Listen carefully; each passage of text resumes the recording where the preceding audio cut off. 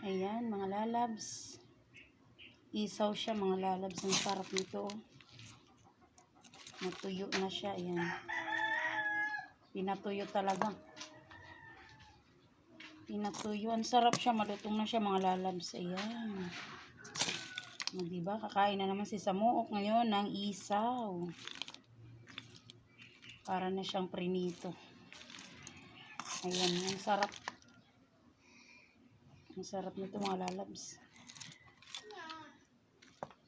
May ano pa ako dito, may balat. Ayan, balat ng baka. Ayan, gagawing balbacoa yan. Ang dami, mga lalabs, no? Ayan.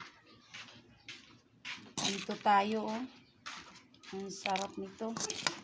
Nagluto na naman si Samuok ngayon ng ating ulam.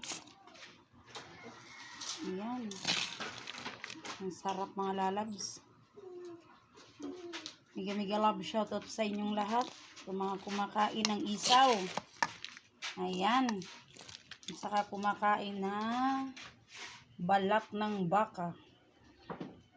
Lamig kaayo, mga lalabs. Malambot siya, bata pa siguro ito na baka.